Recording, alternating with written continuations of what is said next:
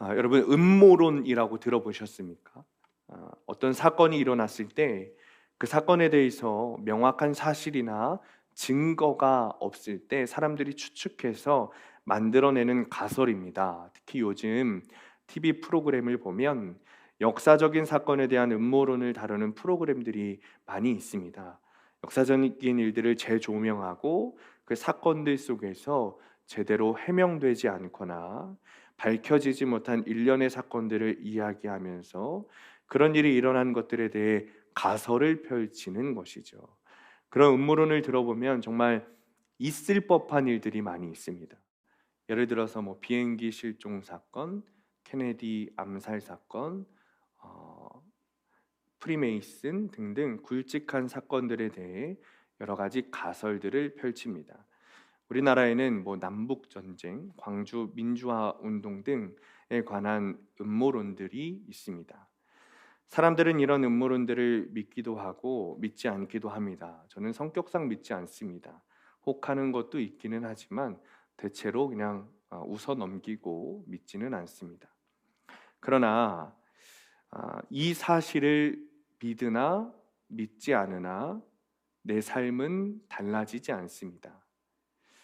그러나 한 가지, 우리가 알고 있는 한 가지 역사적 사실은 다른 어떤 사실과는 조금 다릅니다.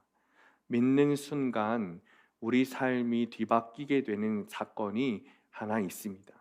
그 사건이 예수 그리스도의 부활 사건입니다.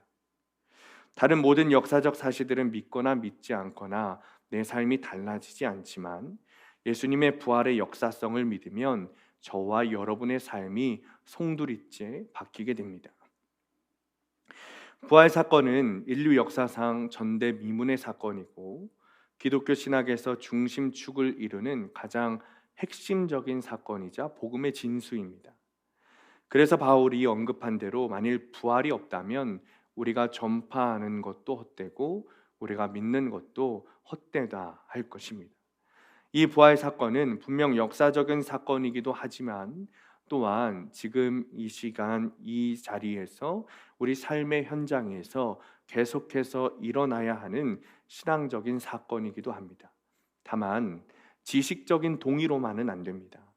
부활하신 주님을 인격적으로 만나서 믿음으로 주님과 연합해야만 우리가 변화됩니다. 그래야 주님의 부활을 참으로 경험할 수 있게 됩니다.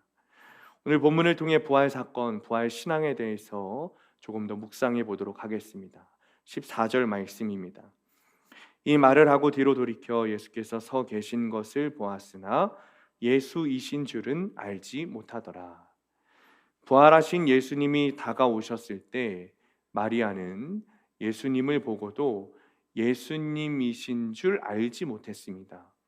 엠마오로 가던 길에 제자들에도 처음에는 예수님을 알지 못했습니다. 마리아와 제자들이 예수님을 알아보지 못한 이유를 신학자들이 이렇게 말합니다. 부활하신 그리스도의 몸은 이전의 몸이기는 했지만 이제 완전히 변화돼서 완성된 상태였기 때문에 그래서 예수님을 알던 사람들도 죽은 자 가운데서 다시 살아나신 예수님을 보고 즉시 알 수 없었다라고 말합니다. 신학자들이 하는 이야기니까 물론 맞는 이야기겠죠. 근데 저는 마리아가 예수님을 알아보지 못한 다른 한 가지 이유가 있다고 생각합니다. 이것은 마리아에게만 해당되는 것이 아니라 모든 사람들에게 해당되는 겁니다. 그것이 무엇이냐면 사람들은 모든 상황을 내 앞에서 펼쳐지는 모든 상황들을 자신의 생각대로 이해하고 해석하는 경향이 있다는 거예요. 13절 말씀입니다. 천사들이 이르되 여자여 어찌하여 오느냐 이르되 사람들이 내 주님을 옮겨다가 어디 두었는지 내가 알지 못함이니이다. 그러니까 마리아가 우는 모습을 본 천사가 마리아에게 마리아야 왜 울고 있느냐 이렇게 물어보는 거죠. 그러자 마리아가 이렇게 대답합니다. 사람들이 내 주님을 어디다가 옮겨 두었는지 내가 잘 모르겠습니다 라고 대답해요. 그러니까 마리아는 이미 예수님의 시체를 누군가 옮겼다고 생각하고 확정하고 결정하고 대답하는 겁니다. 자기 머릿속으로 이미 예수님이 어딘가 옮겨졌다라고 생각하는 거예요. 그러니 그런 생각을 가지고 있으니까 예수님이 곁에 계셔도 예수님이 예수님인 줄 모르게 되는 것이죠. 여러분, 리플리 증후군이라고 들어보셨습니까? 리플리 증후군은 현실 세계, 눈앞에 있는 현실을 부정하고 허구의 세계만 진실로 믿는 것을 의미합니다. 쉽게 설명하자면 지금 눈에 보이는 현실을 믿지 못하고 자기 머릿속에서 생각하는 것만 진실이라고 믿는 거죠. 정확한 예는 아니겠지만 마리아는 지금 자기 머릿속에 생각한 대로, 즉 누군가 예수님의 시체를 옮겼을 것이다 라고 마리아가 생각하고 믿었기 때문에 옆에 있는 천사는 물론이고 예수님마저 알아보지 못하는 겁니다. 사실 마리아의 이런 모습은 우리의 모습과 굉장히 닮아 있습니다. 세상 사람들이 모두 동일할 거예요. 사도행전 13장 7절에 보면 이렇게 말합니다. 예루살렘에 사는 자들과 그들 관리들이 예수와 및 안식일마다 외우는 바 선지자들의 말을 알지 못하므로 예수를 정죄하여 선지자들의 말을 응하게 하였도다. 예루살렘에 사는 자들이 예수를 알지 못했다라고 말하는 거죠. 이 말씀은 예루살렘에 사는 자들에게만 해당되는 것은 아닙니다. 예루살렘에 사는 사람들이 영적으로 못났다 이런 얘기를 하는 게 아닙니다. 이것은 모든 사람들이 가지고 있는 문제입니다. 로마서 3장 11절에 보면 바울이 이렇게 말합니다. 깨닫는 자도 없고 하나님을 찾는 자도 없다. 하나님을 찾는 자도 없다라는 말은 신을 찾는 사람들이 없다거나 영적인 것을 추구하는 사람이 없다는 뜻이 아닙니다.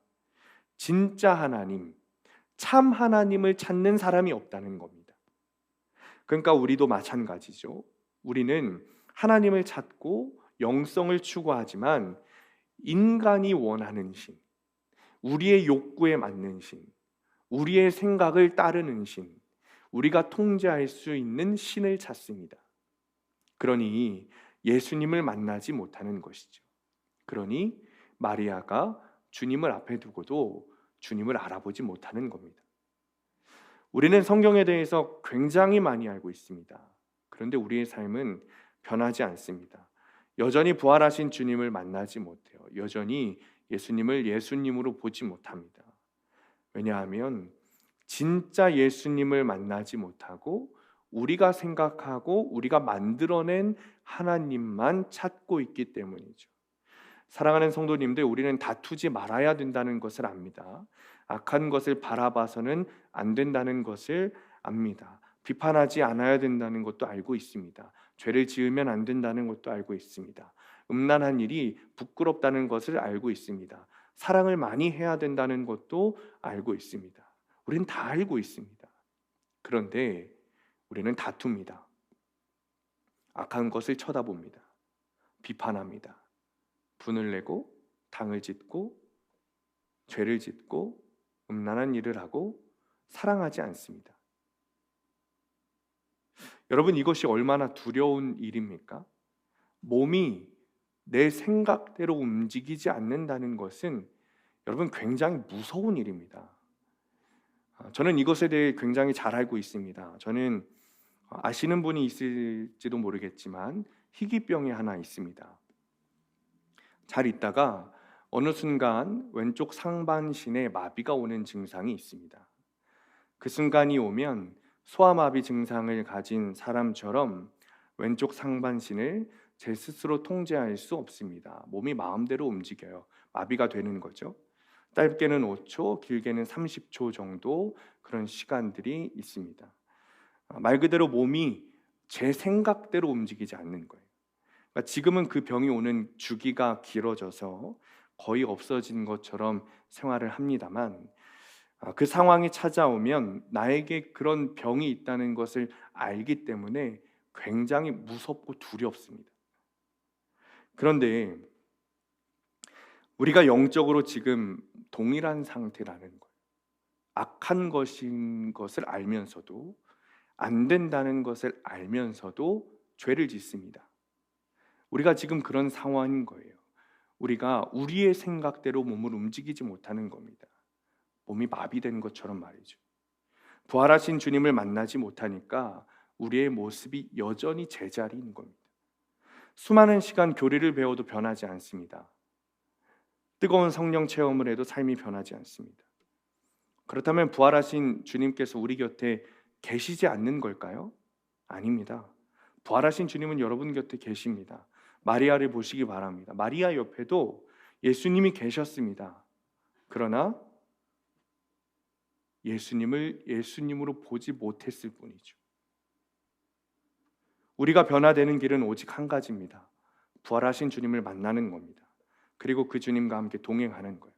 주님과 함께 같이 걸어가는 거예요. 주님을 바라보는 거죠. 부활 신앙을 가진 사람은 그전과 확연히 다른 모습을 보여줍니다. 요한복음 20장 18절, 본문 18절 말씀입니다. 우리 함께 읽을까요? 시작. 막달라 마리아가 가서 제자들에게 내가 주를 보았다 하고 또 주께서 자기에게 이렇게 말씀하셨다 이르니라. 아멘.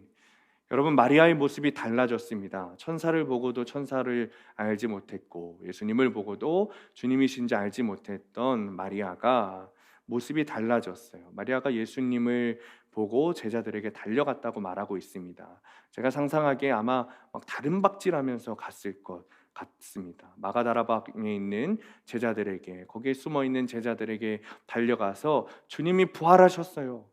얼른 주님을 보러 갑시다 라고 분명히 외쳤을 게 분명합니다. 이것이 부활 신앙입니다. 그렇다면 우리는 어떻게 부활 신앙을 가질 수 있을까요? 마리아는 예수님이 옆에 계셨음에도 불구하고 예수님을 알아보지 못했는데 어떻게 우리는 예수님을 볼 수 있을까요? 어떻게 주님과 동행하며 부활 신앙을 가질 수 있을까요? 어떤 유명한 줄타기 고개사가 수완과 제자를 부리면서 높은 언덕에서 줄을 메고 외줄을 타고 있었답니다. 이 고개사는 외줄을 타고 중간까지 걸어와서 점심을 먹기도 하고 넘어가서 자전거를 타고 오기도 하고 수레를 끌고 외줄을 타기도 했다는 거예요. 이 사람을 바라보는 관객들이 충격에 빠졌어요. 그리고 환호했습니다. 이때 고개사가 이렇게 소리쳤습니다. 제가 이 손수레에 90kg 정도 되는 무게를 가지고 외줄을 탈 수 있다고 생각하십니까? 그랬더니 밑에 있는 관객들이 일제히 소리치면서 할 수 있다고 외치는 거예요. 믿는다고 외치는 겁니다. 그러자 이 고개사가 이렇게 말했습니다. 그렇다면 이 손수레에 타실 분이 계십니까? 그러자 관객들이 다 조용해졌다는 거예요. 관객들은 분명 이 고개사가 얼마나 뛰어난지 눈으로 보았습니다. 그러나 자신의 목숨을 맡긴 만큼 믿지는 못한 것이죠. 우리도 마찬가지입니다. 지적인 동의로는 믿음을 가질 수 있는 게 아닙니다. 믿음은 지적인 추론이나 동의 그 이상의 것입니다. 그렇다면 이 믿음, 부활신앙을 어떻게 가질 수 있는가? 15절 16절입니다. 우리 함께 읽습니다. 시작. 예수께서 이르시되 여자여 어찌하여 울며 누구를 찾느냐 하시니 마리아는 그가 동산지기인 줄 알고 이르되 주여 당신이 옮겼거든 어디 두었는지 내게 이르소서 그리하면 내가 가져가리이다. 예수께서 마리아야 하시거늘 마리아가 돌이켜 히브리 말로 라보니 하오니. 아멘. 여러분, 마리아가 어떤 사람이냐면 부활하신 예수님을 첫 번째로 만난 사람입니다. 여러분, 마리아는 불온한 여자였습니다. 7 귀신 들린 자였어요. 그런데 예수님을 만나서 귀신을 치료받고 주님의 발에 향유를 붓는 일을 했습니다. 그러니 여러분, 그렇게 주님을 따르던 여인이었는데 주님이 돌아가셨을 때 얼마나 슬픔이 컸을까요? 그런 마리아가 예수님의 무덤에 달려갔는데 예수님의 시체가 없는 거예요. 마리아가 당황했습니다. 그때 부활하신 예수님이 마리아 등 뒤에 서 계셨습니다. 그리고 마리아에게 이렇게 물으십니다. 여자여 어찌하여 울고 있느냐? 그러자 마리아가 이렇게 대답하는 거죠. 주님, 당신이 예수님의 시체를 옮겼다면 어디다 옮겼는지 나에게 좀 알려주십시오. 그러자 예수님이 마리아에게 이렇게 말씀하십니다. 마리아야. 다른 말씀하지 않으시고 이름을 불러주세요. 마리아야.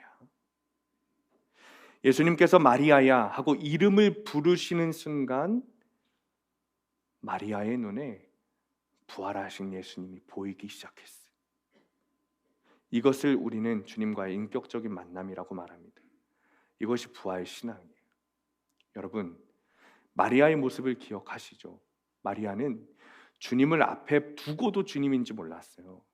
만약 예수님께서 마리아가 자신을 알아볼 때까지 그냥 기다리고 계셨다면 죽을 때까지 마리아는 예수님을 알아보지 못했을 겁니다. 그렇다면 우리에게도 소망이 없는 거죠. 만약 주님께서 마리아야 하고 부르시지 않았다면 우리는 주님께로 갈 수 없는 거예요. 예수께서 마리아야 하고 이름을 불러주셨기에 마리아가 예수님을 예수님으로 볼 수 있었던 겁니다. 주님께서 내 이름을 부르셔야 합니다. 여러분, 구원은, 부활신앙은 우리가 엄청난 시간과 노력과 돈을 들여서 하는 것이 아닙니다. 전적인 주님의 은혜인 것입니다. 사랑하는 성도님들, 지금도 주님께서 여러분의 이름을 부르고 계십니다. 마리아야 부르신 것처럼 명아 누구누구야 하고 주님이 여러분의 이름을 지금도 부르고 계세요. 그리고 만나길 원하십니다. 주님께서 그렇게 하신다고 우리에게 약속하셨습니다. 요한복음 14장 18절입니다. 내가 너희를 고아와 같이 버려두지 아니하고 너희에게 오리라. 여러분, 그렇다면 우리는 어떻게 부활하신 주님을 만날 수 있을까요? 주님께서 내 이름을 지금도 부르신다고 하시는데, 그러나 여지껏 나는 주님의 음성을 듣지 못했다면 어떻게 해야 주님께서 내 이름을 부르시는 음성을 들을 수 있겠냐 말입니다. 우리는 주님을 만나는 방법에 대해서 여러 가지를 말합니다. 강력한 빛이 임하는 것인지, 불과 같은 무언가 내 심령 가운데 찾아오는 것인지, 아니면 정말 우리의 귀 가운데 주님께서 음성으로 들려주시는 것인지. 그런데 오늘 본문에서 분명하게 말씀하고 계세요. 9절 말씀입니다. 우리 9절 말씀 함께 읽겠습니다. 시작. 그들은 성경에 그가 죽은 자 가운데서 다시 살아나야 하리라 하신 말씀을 아직 알지 못하더라. 아멘. 그러니까 마리아 그리고 베드로 그리고 다른 제자들이 빈 무덤을 보고도 주님의 부활을 믿지 못한 이유는 말씀을 아직 알지 못했기 때문이다 말합니다. 만약 그들이 성경의 말씀을 알고 믿었다면 부활하신 주님을 더 일찍 만났을지도 모르겠습니다. 주님의 일하심은 신비로운 것이기 때문에 여러분, 오늘날에도 우리의 귀 가운데 주님의 음성을 실제로 들려주실 수도 있습니다. 그러나 우리에게 보편적으로 주님의 음성을 듣는 방법, 주님께서 나의 이름을 부르시고 나를 인격적으로 만나시는 방법은 말씀을 통해 만나주시는 것. 이것은 지식적으로 아는 것, 지식적인 동의를 넘어서는 겁니다. 그것을 포함하여서 말씀을 읽고 묵상할 때 우리가 그것이 깨닫고 믿어지는 그 순간 우리에게 주님의 음성이 들리는 겁니다. 이 말씀을 통해 나를 부르고 계시고, 이 말씀을 통해 나에게 말씀하고 계시고, 이 말씀을 통해 나를 만나고자 하시는구나 라는 믿음이 내게 찾아오게 되는 거예요. 그것이 주님께서 오늘날 우리에게 부활신앙을 가지게 하시는 방법입니다. 말씀을 통해 성령께서 우리에게 작동하시는 거예요. 제가 신학생 때 신학교는 다니고 있었지만 아직 예수님을 제대로 만나지 못하고 무늬만 신학생이던 때 제 마음에 이렇게 살다가는 내가 천국 못 가겠다라는 마음이 찾아왔습니다. 번뜩 그런 생각이 드는 거예요. 그리고 골방에 찾아가서 금식하며 기도하기 시작했어요. 그리고 주님의 이름을 부르기 시작했습니다. 주여, 주여, 예수님, 예수님. 그런데 하루가 지나고 이틀이 지나도 응답이 없는 거예요.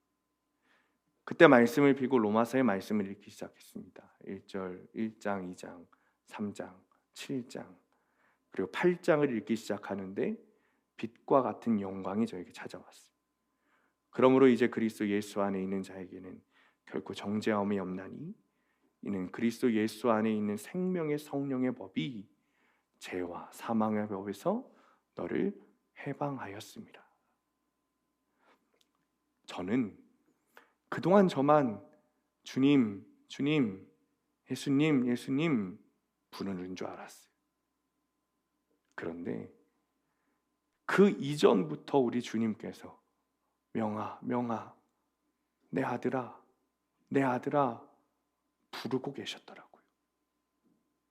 그것을 그제서야 깨달았습니다. 켄 가이어의 영혼의 창이라는 책을 보면 이런 내용이 있습니다. 숲의 끝자락에 살고 있던 어린 소녀가 숲속을 거닐다 그만 길을 잃어버린 거예요. 날은 어두워지고 두려움이 찾아왔습니다. 근데 아무리 소리쳐도 그리고 울어도 누구도 찾아와 주지 않습니다. 그러다 결국 지쳐 쓰러져 잠이 들었어요. 가족들과 이웃들이 소녀를 찾으러 숲을 갔지만 찾지 못하고 깊은 밤이 돼서 수색을 중단할 수밖에 없었습니다. 다음 날 아침 일찍 소녀의 아버지가 혼자 딸을 찾아 나섰고, 그러다 딸이 바위 위에 누워 있는 것을 보았습니다. 아버지는 딸의 이름을 부르면서 전속력으로 달려갔어요. 소녀는 아버지의 음성을 듣고 깜짝 놀라 깨어나 아버지를 껴안았습니다. 아버지의 품에서 이 딸이 이렇게 말했습니다. 아빠, 제가 아빠를 찾았어요. 아빠를 찾았다고요. 그러나 소녀만 아버지를 찾은 것이 아닙니다. 이 소녀의 아버지는 더 간절한 마음으로 딸의 이름을 부르면서 찾고 찾았습니다. 이것이 예수님을 만났을 때 우리가 깨닫게 되는 겁니다. 주님을 인격적으로 만나면 여러분 깜짝 놀라게 됩니다. 우리만 주님의 이름을 부르며 찾는 줄 알았는데 실은 주님께서 먼저 우리를 찾고 계셨기 때문입니다. 사랑하는 성도님들, 주님께서 여러분의 이름을 부르시며 찾고 계십니다. 이사야 55장 6절입니다. 너희는 여호와를 만날 만한 때에 찾으라. 가까이 계실 때에 그를 부르라. 사랑하는 성도님들, 주님께서 우리를 부르실 때 주님을 찾아야 됩니다. 주님께서 우리와 가까이 계실 때 주님을 부르고 찾아야 합니다. 주님께서는 우리가 죽기까지 우리와 만나고 싶어 하십니다. 우리를 부르고 계세요. 여러분, 그 기회를 놓치지 마시기 바랍니다. 그러나 그 기회를 놓치고 주님 앞으로 가면 큰일 납니다. 주님께서 우리를 부르시는 목소리를 듣지 못하고 혹시 무시하고 생명의 연수가 다해서 주님의 심판대 앞에 섰을 때 그렇게 나의 이름을 부르시던 우리 주님께서 결단하시고 이렇게 말씀하실 거예요. 마태복음 25장 12절에 대답하여 이르되 진실로 너희에게 이르노니 내가 너희를 알지 못하노라. 여러분, 이러면 큰일 나는 겁니다. 아직 주님께서 여러분의 이름을 부르시는 것을 듣지 못하셨습니까? 그렇다면 조용히 주님의 이름을 불러보시기 바랍니다. 주님께서 여러분을 분명 만나 주실 겁니다. 부활절입니다. 교회가 존재하는 가장 분명하고 정확한 이유가 부활입니다. 예수 그리스도의 부활이에요. 그런데 내가 주님과 만나지 못하면 이 부활은 나에게 아무런 소용이 없습니다. 부활신앙은 말씀을 통해 주님과 인격적인 관계를 가지는 겁니다. 주님께서 내 이름을 부르실 때 응답하는 신앙입니다. 주님께서 지금도 여러분의 이름을 부르고 계십니다. 사실 주님은 여러분의 이름, 내 이름을 부르지 않으시던 때가 없었습니다. 주님은 나를 놓지 않고 계세요. 우리가 그것을 발버둥 치면서 거부하고 있었을 뿐입니다. 부활하신 주님께서 지금도 내 이름을 부르시고 나를 붙들고 계심을 믿음으로 확증하시기 바랍니다. 그리고 그 믿음을 통해 부활의 증인이 다 되시기를 간절히 축원합니다.